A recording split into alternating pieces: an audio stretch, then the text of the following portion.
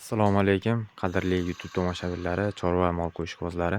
Bugungi video roligimizda Andijon viloyati Bo'ston tumani Zavra mahallasida joylashgan o'zimizning xonadonimizdan olib boramiz. Bugungi video rolikda mana qo'ylarimiz boqyapmiz, bularni ko'rsatib boramiz. Ko'z tegmasi mana qo'ylarimiz ham qo'zilashni boshladi. 15 kun 20 kun bo'ldi bitta qo'ziga. Naryoqda yana bittasi bor.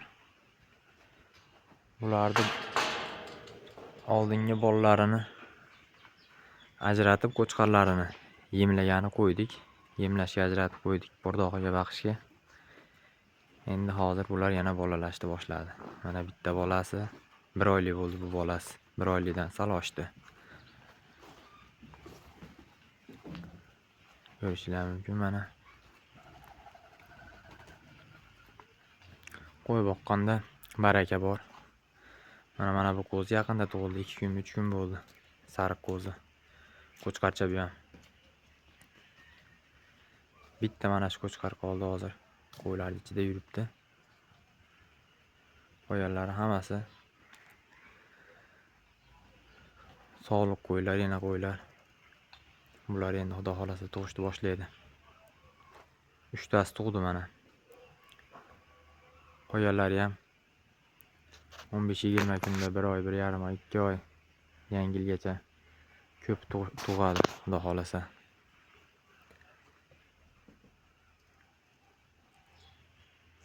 Hozir qo'chqarlarni ham ko'rsatamiz.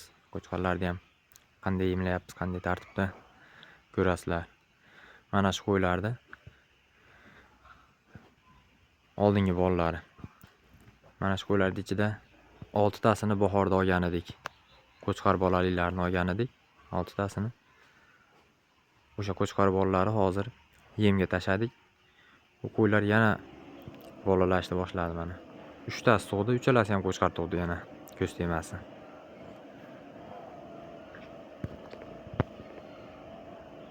Qo'zilar ham juda tez katta bo'lyapti mana. Mana shu qo'zilar yaqinda tug'ildi, 1 oy bo'ldi. Mana katta bo'lib qoldi. Birpasda.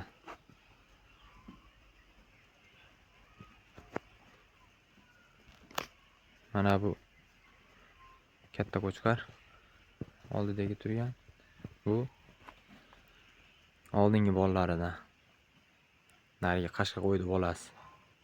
Boshi oq qo'ydi bolasi. Mana shu qo'chqarcha kattaroq qo'chqar turgani. Mana shu.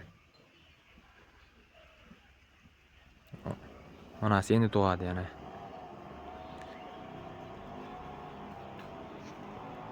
Bu qo'ylarda hozir oldingi bolalarni ko'rsatamiz. Qo'chqar bolalarini. Ularni ham yemga tashadik. Mana molxonamiz yoniga ustiga loy bosib, naves qildik. Qo'ylarni yemlash uchun. Ko'rishingiz mumkin. Qo'chqarlarimizni bu yoqqa olib o'tdik. Hozirga ko'rsatgan qo'ylarimni. Bolalari bu qo'chqarlar.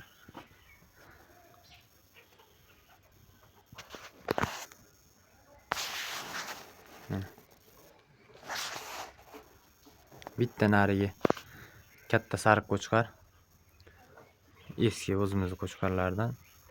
Qo'yalari hammasi mana shu qo'chqarlar hozirga ko'rsatgan sog'liq qo'ylardi bolalari. Bu qo'ylarga mana bug'doy bilan makkani qaynatib mana shu holatda mana qaynagandan keyin bug'doylar pashti yorilib ketyapti. Shuni beramiz mana shu cho'michda, sirli cho'michda 8 cho'mich beramiz. Olib, hozir mana ozgina olib tashab qo'ylarning ishini ko'rsataman sizlarga.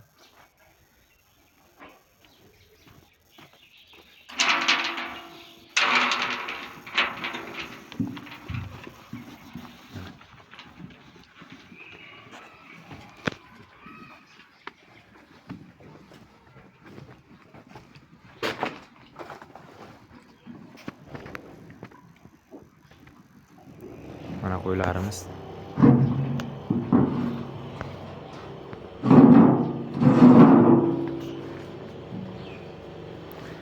qo'ylardi. Pashti oktyabrda oxiri, noyabrning boshida yemlashni boshladik. 11 ta qo'chqar bor bu yerda hozir. Bittasi katta, qolgan 10 tasi pashti bir xil. Kichikroqlari 44-45 kilo, kattalari 60 kilo atrofida. Mana ko'rishingiz mumkin. Ikkita qo'chqarni yangi olib qo'shdik. Hozir ko'rsataman qaysilarligini. Bittasi mana bu boshi oqi. Mana shu qo'chqar. Tortdik. 46 kilo, yo'q, 44 kilo chiqdi bu. Buni sherigi mana bu orqa tarafdagi turgani. Boshi oq qo'chqarda orqasidagi mana o'tyapti. Mana shu qo'chqar. Bu 42 kilo chiqdi. Mana bu sherigi.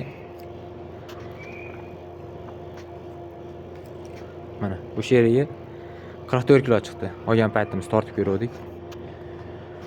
Bularni 3 million 950 mingdan oldik. Endi xudo xolasa yemlaymiz. Yemlab 5-6 oy baqsak foydasi qanaqa bo'larkin ko'ramizda. Qo'yarlar o'zimizni dehqonchilik qo'ylar. O'zimizni qo'ylardi, bolalar, qolgan qo'chqarlar.